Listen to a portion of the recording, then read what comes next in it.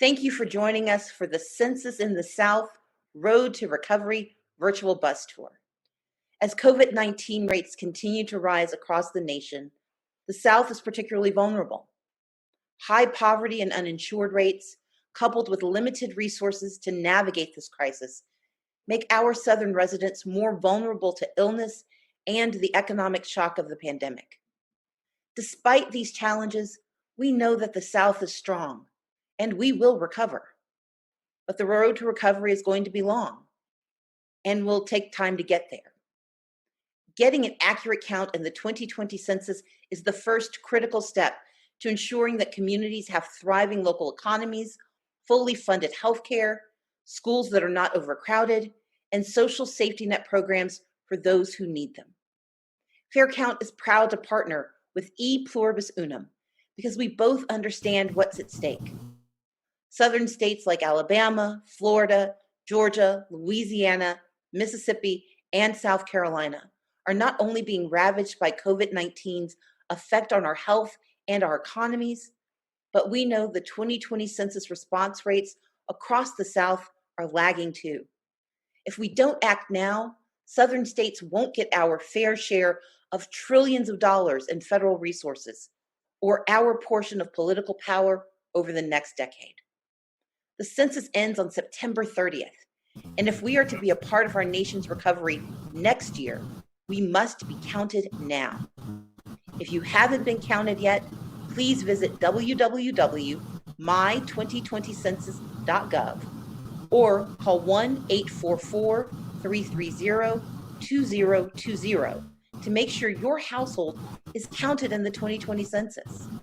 When you're done, encourage others to complete the census too. And then visit censusinthesouth.org to see where our next virtual bus stop will be. The South has something to say. Let's make sure they can hear us for a decade and beyond.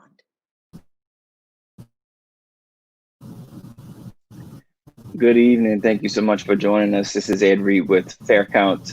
Welcome to Census in the South Road to Recovery virtual bus tours, North Florida, South Georgia stop. We're glad to partner with E Pluribus Unum for this stop. We've come together for a series of events across the Southeast and emphasizing a full recovery from the pandemic requires a fair and accurate census.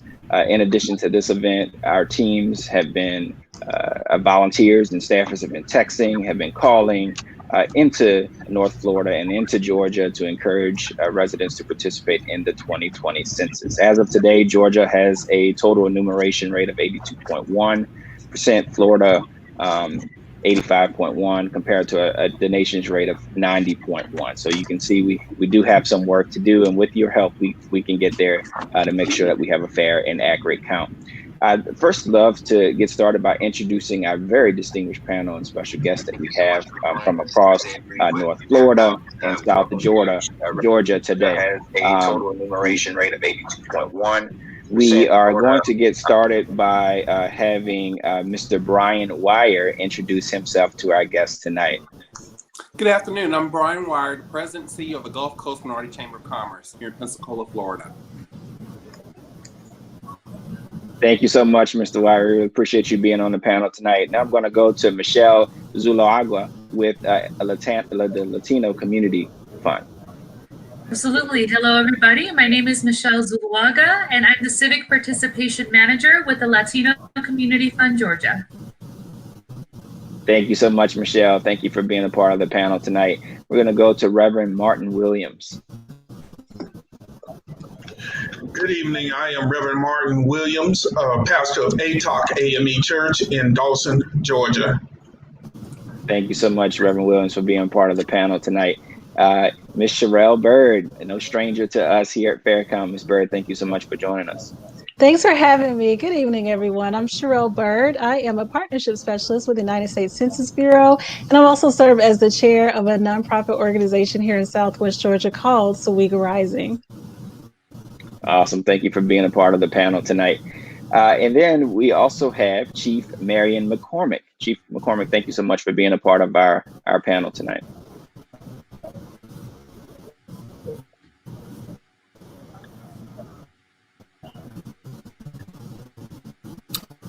I know we still have Chief McCormick here. I'm going to go now to Professor Mason. Oh, Chief McCormick, are you there?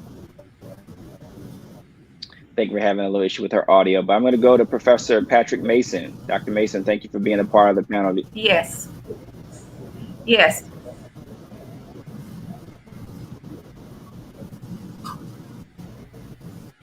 Okay, we're gonna move on into the conversation. I think we're having some issues there with. Thank you for having me. My name is Pat.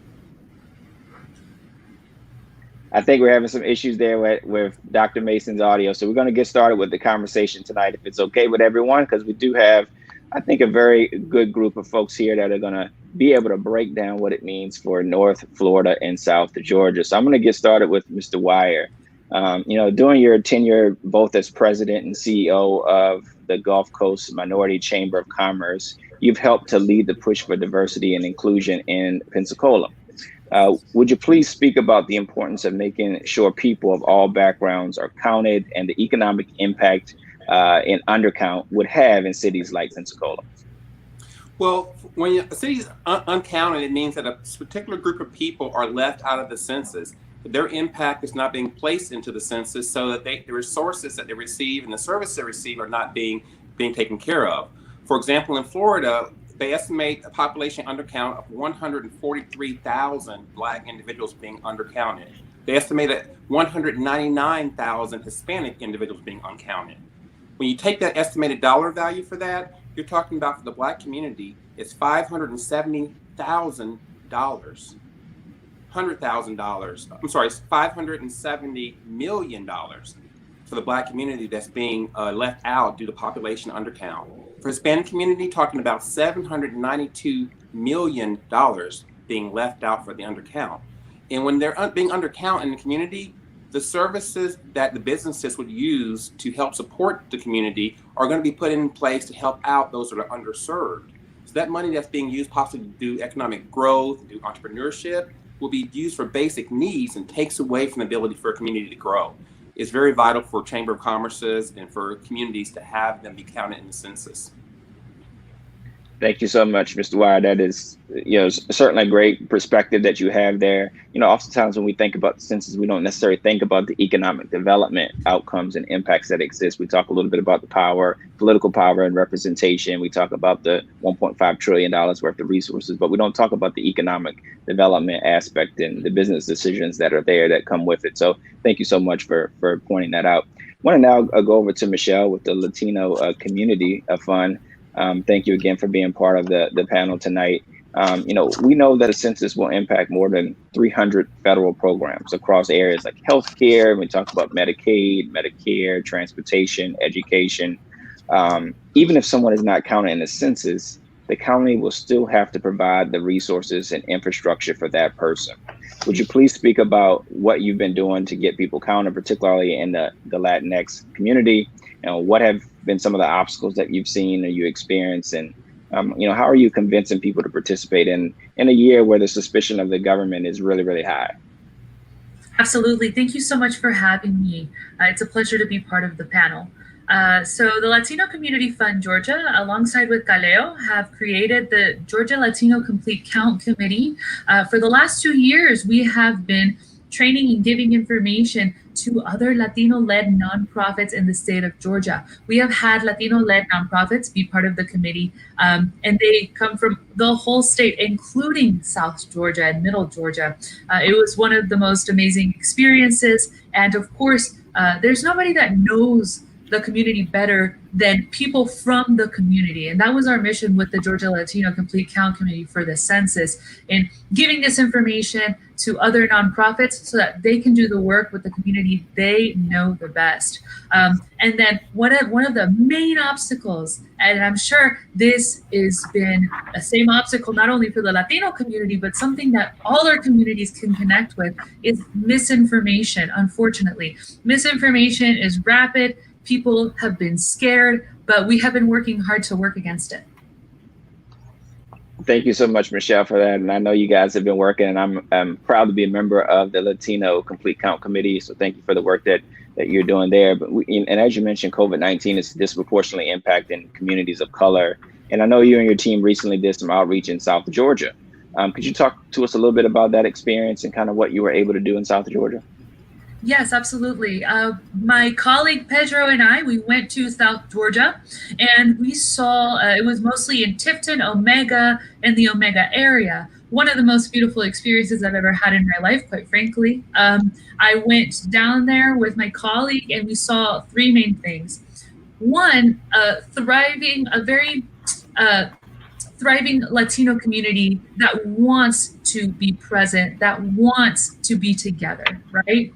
We also saw, secondly, a Latino community that was very affected by COVID-19, that it would be a household of 3, 4, 5 people who one person had COVID and it would spread rapidly, right? And then the third thing that we saw was lack of information. And of course, hand in hand with this goes misinformation. There was a misinformation and lack of information to Latino community, language accessibility, which is a big thing, and also just general outreach to the community in South Georgia. So we're working on that. What we followed up after our trip is hiring locals, as we've mentioned. That's very important to us in our organization, hiring locals and really get them to help workers, to help farmers in particularly, so that they can give them the education to stay safe during times of COVID-19. Well, thank you so much, Michelle. And thank you to you and your team for doing that work. I know that it was certainly needed, and I know it was certainly welcome as well. Throughout this broadcast tonight, we're going to take a couple of breaks to hear from our partners who are not on the panel tonight, but are doing great work in their communities. And so at this point, we're going to take a quick break to hear from one of our partners, and we'll be right back to the conversation. Hello, Georgia. I'm Reverend Pharrell Malone, pastor of Macedonia Missionary Baptist Church and president and CEO of Fresh Communities. We are here and are partnering and dedicated to partnering with the Heart to Count communities throughout the state of Georgia to achieve a fair and accurate count of all people in the 2020 census and to strengthening the pathways of greater civic participation. I'm here to assure you that your responses to the census are safe and confidential. The Census Bureau is not allowed to share your information, individual information, with other governmental agencies, immigration officials, or the public. Strong laws protect your responses from being shared. The census is the bedrock of our democracy, determining who receives power and resources for a decade at a time. Communities who don't complete the census don't receive their fair share of power and are left underfunded and under-resourced for a generation. So Georgia, let's get counted. Thank you so much, Pastor Malone, for that segment, and that we know that he's doing great work in South Georgia as well, along with Ms. Bird, to ensure that folks are counted. So I'm not sure if Dr. Mason will be able to get back to the conversation tonight, but Dr. Mason is in African-American Studies at Florida State University and doing great work there. And we know that Florida State is one of the largest universities in the state of Florida, with a great deal of their students being African-American.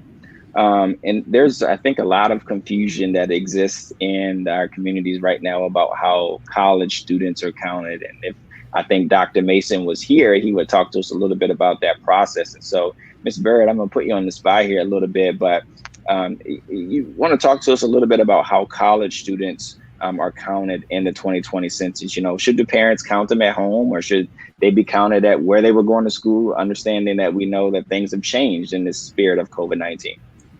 Yeah, great question. So, and thank you for the question. So college students are a big part of the census, and we want to absolutely make sure college students get counted.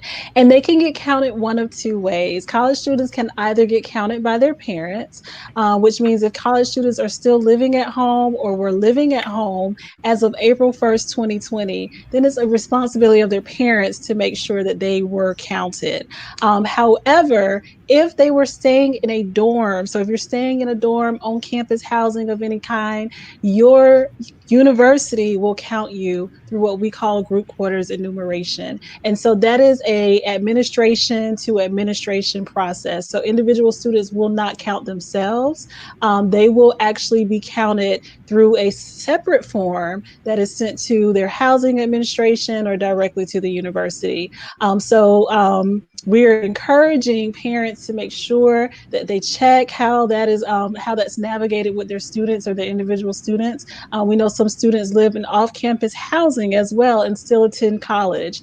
So those students, if they're living off campus, hear me clearly, you have to respond to the census on your own. You are considered an adult, a responsible adult, and we need you to go ahead and respond to the census for yourself. So those are 3 ways that college students get counted. Again, if you have any questions or concern with that, you can always call our 1-800 number and they'll be able to clear those types of things up for you. That number is 1-844-330-2020. But we want to make sure that college students absolutely do get counted. Thanks for the question. Thank you so much, Ms. Burr. And you bring up so many good points there. It's really important that college students are counted. We know that Pell Grants are issued based on census data. I largely was able to go and graduate in college based on the issuance of Pell Grants. And so they're vitally important. Everybody, a few people on the panel, so that's great. We also know that college towns and college cities, they depend on those resources to be able to provide the necessary, services for the college students that come into town as well. And so thank you so much for kind of clearing up that process.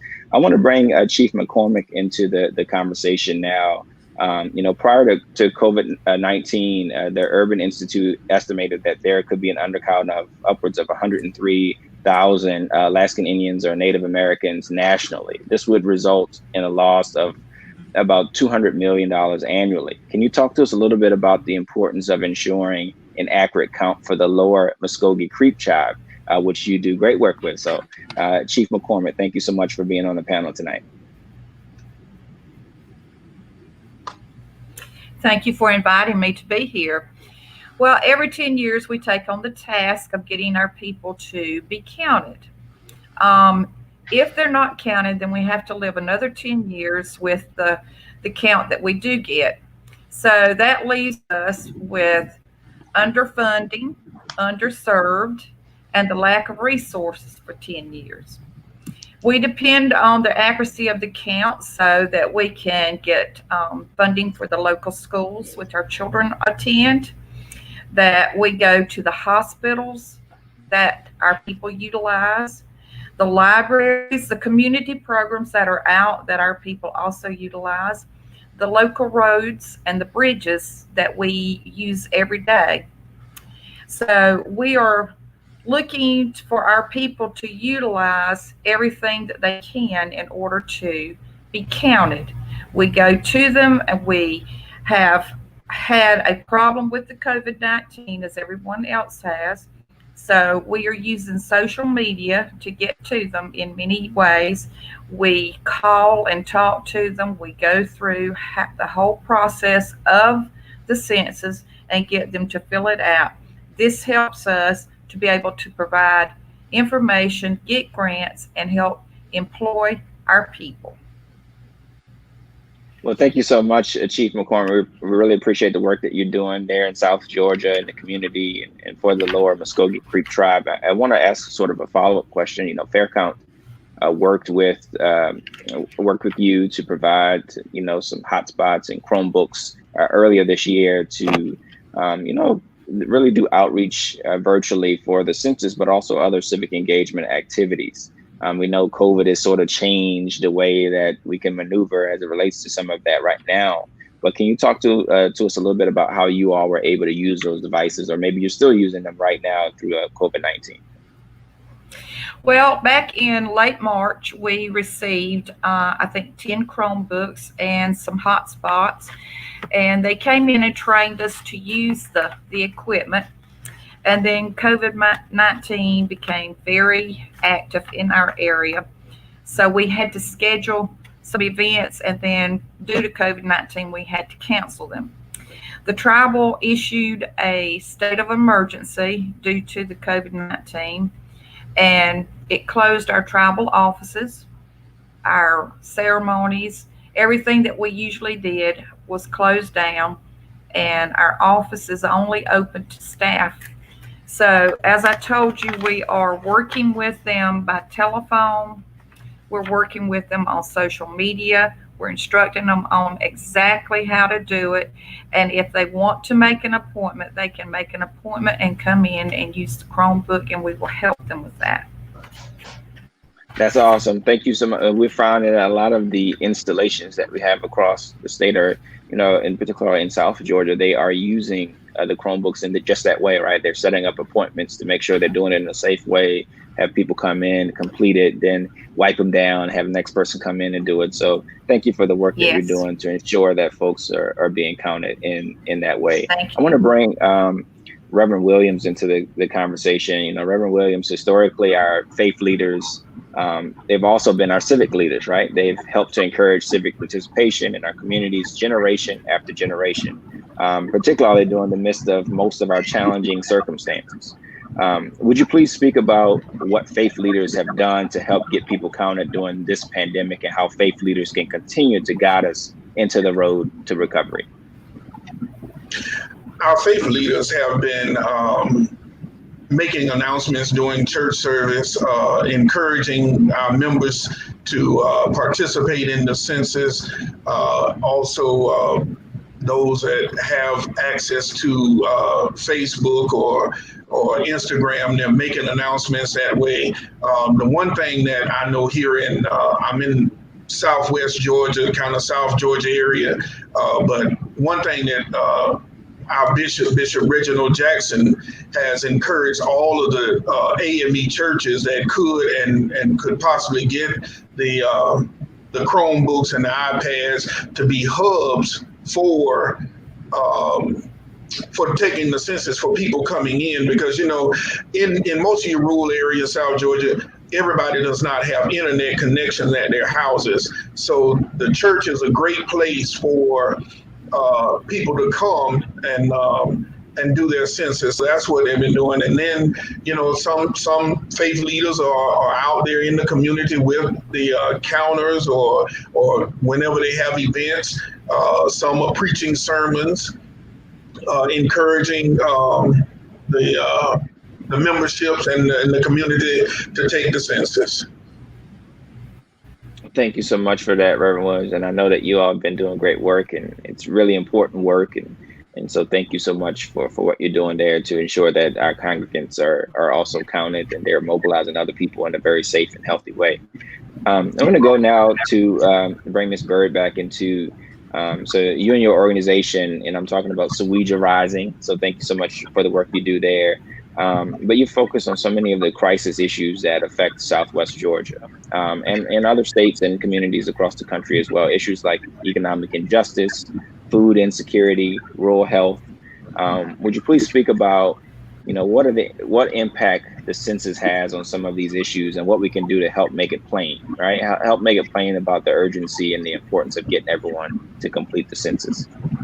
Absolutely. Great question. So our organization has just chosen some of the crisis level issues that are impacting the lives of people here in Southwest Georgia. It's almost like this portal opened up recently in our region of Georgia, where we've been hit by flooding, hurricanes, straight line winds. All of these things have ravaged our community. Just this year, as a matter of fact, I know Dougherty County and Lee County experienced a flood and then was hit by COVID-19, the pandemic. And so it's important that people understand that when we have moments of crisis like this, and you see the cavalry kind of come in, right, to save the day. So you see people like FEMA and GEMA come in with the resources that we need, the tarps, the masks, the equipment, the PPE, all of those types of things that help your towns recover. Those things are they decide how much each community needs based on your census count.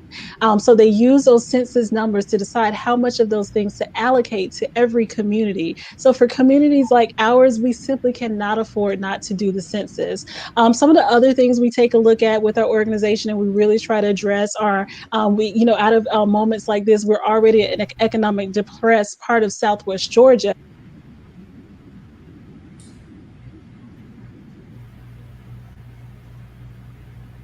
Oh, I think We've lost you. I lost your sound there, Ms. Bird.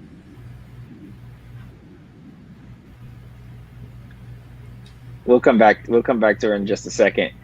Well, I'm gonna actually want to open this up for the entire group because I think it's an important question, and we get it a lot about how can we be creative and innovative in terms of our outreach, particularly in the midst of COVID-19, right? How can we do things in a creative and innovative way? How can we ensure that people are being mobilized? Mr. Wire, I'm interested to know what's been doing. So, see, it was a divine intervention there. I was going to call on you, and you volunteered. Yes. So, what are you doing down in Florida in terms of being creative and innovative? Well, one of the things that we had, our United Way of West Florida actually had like a training session day where someone from the census came in. We invited all the nonprofits that in the area to come in, listen to the training presentation, get education, because what you do is create a ripple effect. You teach these nonprofit or businesses about the census and get them informed, and they push it down to their employees. So you're spreading it out farther and casting a wide net to everyone else.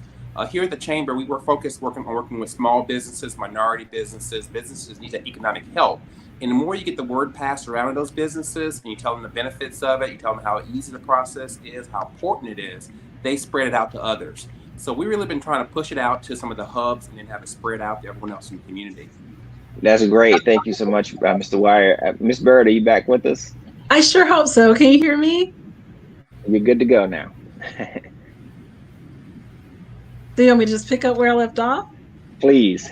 Okay, sure. So when we are hit with crises like these in Southwest Georgia, we start to see people in rural communities particularly experience things like economic crises. So it's very difficult right now when people haven't been working to pay their bills. So we are seeing a high rate of evictions in Southwest Georgia. People can't pay utilities. So utilities are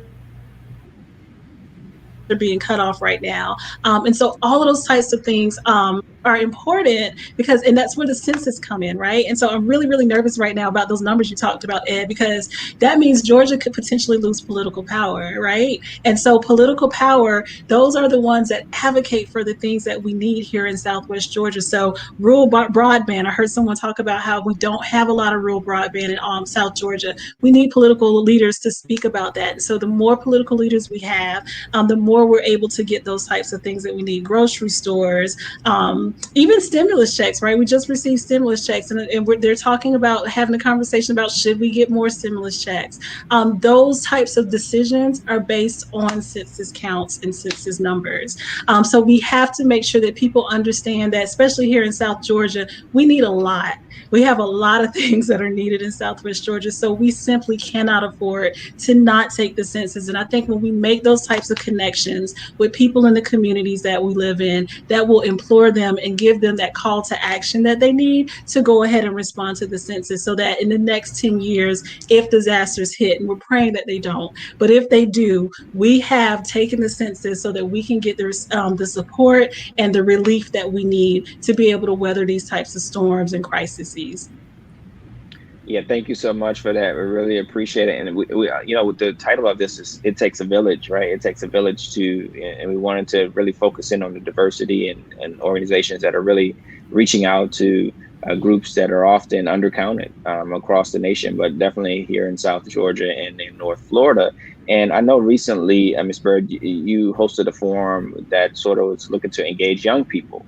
Talk a little bit about what you heard at that forum and what were some of their concerns, what were some of their questions in terms of engaging young people in this process. Because when we talk about diversity, we're not talking about just race or gender, we're talking about age, we're talking about religion, everything comes in the fold in terms of diversity.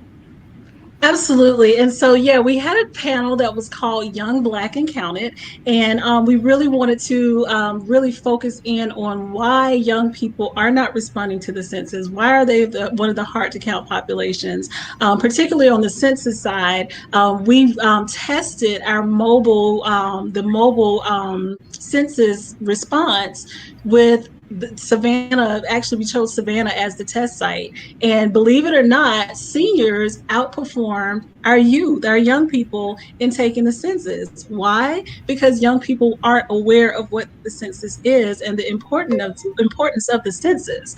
And so one of the things that was a real standout moment for me in this panel was the fact that they said young people need to be educated about the census well before the census starts, right? So we really kind of flood our communities with education during the census, which is not the best time to do that. We have a full 10 years from now until 2030, the next decennial census, where we should have education in our universities, in our post-secondary, in our secondary, our K through 12.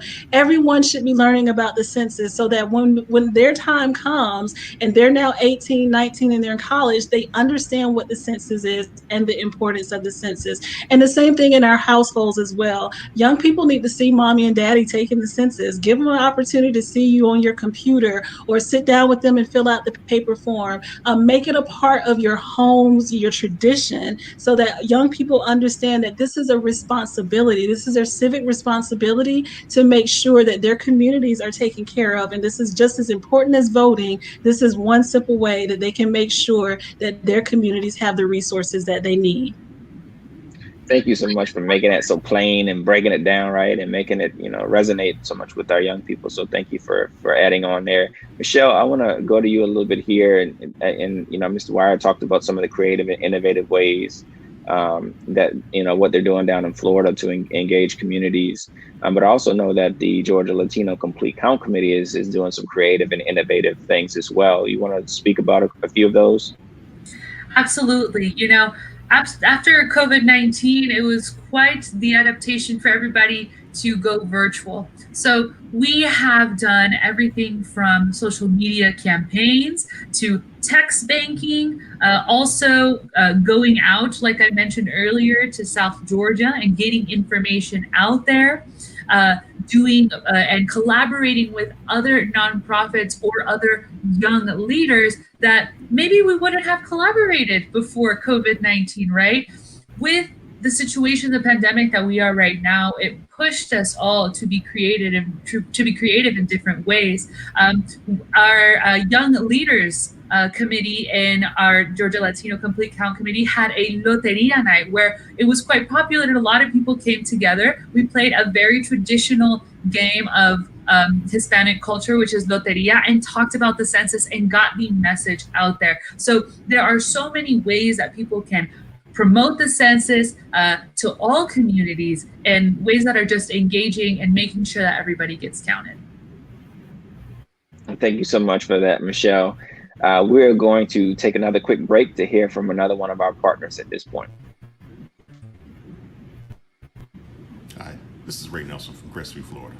And why is the census important?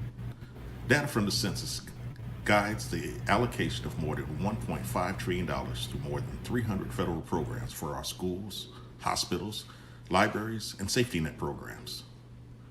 Even for the roads and bridges we drive on, the results of the census reappropriations of Congress, thereby weighting the Electoral College, and they provide the data needed to redistrict our schools and local political districts. Complete the census. Thank you so much, Mr. Nelson, representing Florida so well there on the call tonight. I want to go to Pastor Williams and I want something he said earlier about the sort of Bishop Jackson, who is one of the co-chairs of our Black Men Count initiative here at Fair Count, to ensure that Black men are also counted, but making sure that the AME churches are what they call census centers or complete count committees to engage. A lot of the churches obviously are doing virtual worship doing this, but how do you communicate to your congregation the need to be counted in the census, or even the need to vote in the upcoming election when there's so much turmoil and devastation going around, whether it be from COVID-19 or the impacts of that? Like, how do you communicate that and allow them to know that, we're not going to be in this place forever, right? We're going to get beyond COVID-19 and that we will recover. But how do you communicate that effectively? Well, how I have been communicating it is that, again, I take time out and during the announcements and I will talk about voting. I will talk about the census, and I think that's maybe the longest part of my announcements is to make sure I drive that point home every Sunday, that the congregants know. And when I'm out in the public talking with people, letting them know. Also, on Facebook, Facebook page, you make a post every now and then to let people know that the census is important. Looking at the scripture, Joseph and Mary had to go back and be counted. That was the very first census. And if it was important for them to be counted, why isn't it important for us to be counted? Why is it not important for us to go out and make sure that we are in the number? And so, yes, that's one thing that we're doing virtually, doing back, because every church is not meeting right now. But my church, we went back into service on the first Sunday in July. And but again, during the announcement time, we make sure that that I promote voting and the census, because it is vitally important that we be counted and we know how important it is for our voices to be heard.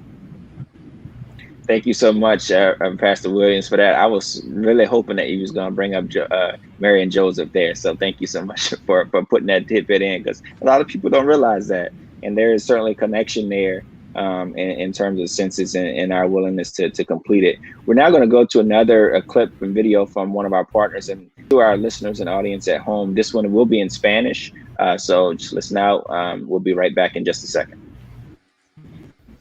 Hola, soy Mónica Pirela de Notivisión Georgia. Vivo en la ciudad de Warner Robins y paso por aquí para hablarles del Censo 2020.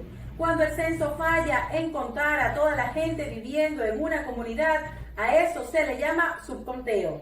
Un subconteo hace que su comunidad no reciba su parte justa de poder político o de recursos para escuelas, calles, hospitales y programas. Eso afectaría a su comunidad por los próximos 10 años. La mejor manera de asegurarte que no haya un subconteo en el 2020 es completando el censo. Puedes hacerlo por internet a través de my2020census.gov, por teléfono llamando al 1-844-468-2020 o completando la invitación que recibiste por correo regular. Thank you so much, Monica, for that. We know she's also doing great work in South Georgia to ensure that folks are counted. So before we close out tonight, we're going to allow, tonight's, I think, dialogue has been very inspiring and shows the strength that we have really in diversity and inclusion and the work that we're doing. I think the Census Bureau identifies certain populations or communities as hard to count. We don't really like that term, so to speak, because we don't really think that communities are hard to count per se, as much as the systems or the infrastructure that have been put in place are just not meant to reach those communities in certain ways. And so we are certainly grateful that everyone on this panel has been able to highlight the work that is being done in a lot of those communities across South Georgia and North Florida. So I want to allow our special guests here to have a couple minutes worth of closing remarks and so sort of a call to action, right? What's the call to action for your respective communities? And so I want to start with Reverend Williams. Well, I would say thank you again for having me on this panel, but I would also encourage those that are listening in the South Georgia, Southwest Georgia area, Florida area, because although I live in Georgia, I'm from Florida, but I would encourage each and every person to be counted. As I stated a few minutes ago, if Mary and Joseph could be counted, why can't we? If we can be counted in the number at a party or anywhere else, why can't we go get counted for our community so that our communities can get dollars to make our communities whole and complete? So I would encourage each and every person that can and will, that's listening, to go and make sure you're counted in the number. Encourage other people in your families and your communities to go get counted. It's not going to hurt or kill you to be counted in the number. Thank you so much, Pastor Williams. I'm going to go to Michelle with the Latino Community Fund. Absolutely. And you know what? I'm actually going to give this message in Spanish, if you don't mind. So, para toda nuestra comunidad que nos están viendo, por favor contesten el censo lo más pronto posible. Usted tiene hasta el 30 de septiembre para contestar el censo, pero lo debe hacer ahora. Usted puede contestar el censo en yocuentoengeorgia.com. Ahí va a haber un botón grande azul donde usted le puede hacer clic y lo llevará o la llevará a la página web del censo. Ahí también puede tener y obtener toda la información que usted necesita en español sobre el censo. Es esencial de que todas nuestras familias sean representadas al censo. No vamos a tener esta oportunidad hasta dentro de 10 años. Recuerda también de que la pregunta de ciudadanía no estará en el censo. Usted no tiene que ser ciudadano americano, americana, ni residente para contestar el censo. Todos debemos contestar el censo. Thank you so much, Ed. Thank you, Michelle. Miss Bird with Suija Rising, what's your call to action and closing remarks for us tonight? Yeah, so I'm from South Georgia, and one thing I know about people in South Georgia, we can be slow as molasses sometimes. We take our time doing things in the South, but we come together in times of crisis. And so I have hope that though we're in the crunch right now, we're in the last stretch of the census, and the numbers aren't looking great. I know that South Georgia, it might take us some time, but we're going to get it done. I believe we're going to get it done. And I just want to say thank you, first of all, to Fair Count for the presence that you have had in South Georgia. We have a lot of people that don't have rural broadband in South Georgia, and so you all came to the rescue to make sure our communities had what they need so that they can take the census. I also want to give a shout out to the churches. You all have been amazing during the census. The AME Church particularly said we're going to make sure all of our sites are complete count committee sites and are going to do whatever we have to do to make sure that our communities are counted. Our Greeks, our Panhellenics, oh my gosh, they've been amazing. They've organized census caravans. They've been making phone calls, sending out texts, and we want to see more of that. Keep making the calls, keep pulling together your Greek community so that you can get everybody to respond to the census. And I've seen our cities and our counties, like superheroes right now. They are standing outside City Hall in the elements, in the rain, but they're making sure people get counted. They're going around with their fire trucks and their police departments and just making noise all over the community, but mostly making sure that their communities get counted. So Georgia, we see you, we see the work that you're doing. We're putting in work overtime right now to make sure that we get the count that we need. And I always end by telling people it only takes 10 minutes to shape the future of your community for the next 10 years. It's 10 minutes that's worth it because, as they said, there's trillions of dollars on the line that we want to make sure come to South Georgia, to Georgia, and to the communities that we know truly need this money. So get out there, take the census by phone, by paper, or online. There's 3 ways to get it done. So let's get it done. September 30th is the last day, and I know we're going to get this done. Thank you so much, Sherelle. Chief McCormick, what's your call to action and closing remarks for us tonight? Yes, I too would like to encourage everyone to get out and vote. It doesn't take but just a few minutes to sit down and do it. If the children are interested, let your children help you do it. Many children don't mind helping their adult parents do this. So let's just all get in there together and let's bring the things to South Georgia that we are in need of. Thank you so much, Chief. Mr. Wyatt, give it that Florida perspective. What's your call to action for those in Florida? You holding it down for Professor Mason tonight as well.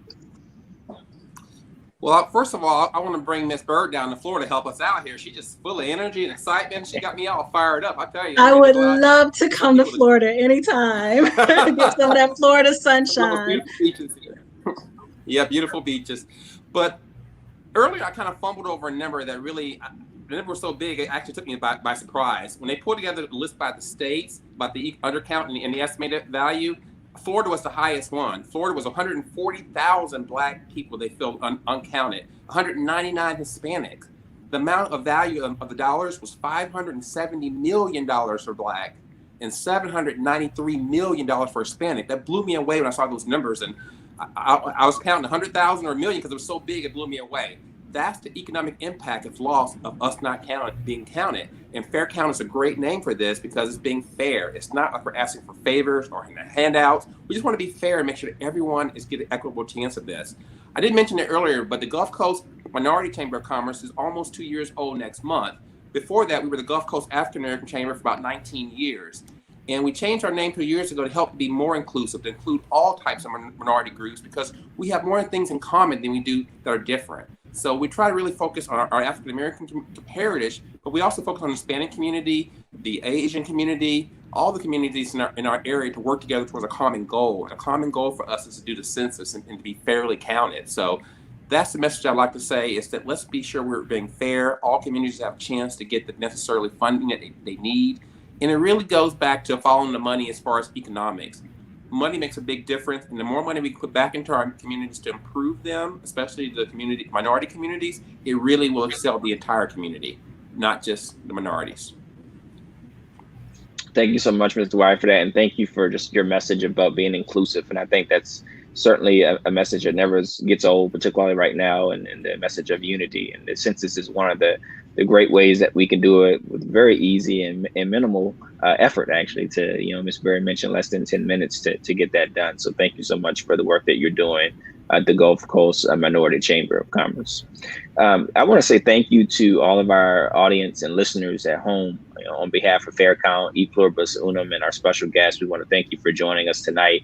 Hopefully you've already completed your census. If you didn't complete it, maybe you felt the need to go ahead and complete it during the presentation tonight. But we want you to now take what you know and what you've learned from this presentation tonight and take it to someone else or to other communities and figure out how you can mobilize folks between now and September 30th to complete the census. This is just one of the stops along our Census in the South Road to Recovery virtual bus tour. Again, this is a North Florida, South Georgia stop. Today, we did a day of action aimed at South Georgia and North Florida, where we texted over 30,000 folks to mobilize them, to get them engaged around completing the census. We also made phone calls. And so we're really trying to be creative and innovative as well about what we're doing. A couple of reminders: you can complete your census questionnaire tonight by going to my2020census.gov, by calling 844-330-2020. Or, if you've some way, shape, or form, you've gotten that paper questionnaire a long time ago and you forgot to send it back in because it's over on the dining room table with all the other junk mail that you have, go fumble through that to make sure you didn't miss that census questionnaire, fill it out, mail it back in, and you'll be good to go to make sure that your community gets the resources and the money that it really deserves. You can visit censusinthesouth.org, again, censusinthesouth.org, for continued updates on the virtual bus tour and where we'll be going across the Southeast next. Again, on behalf of Fair Count and E Pluribus Unum, we thank you so much for joining us tonight. Stay safe, stay healthy, and have a great weekend, everybody. Thank you.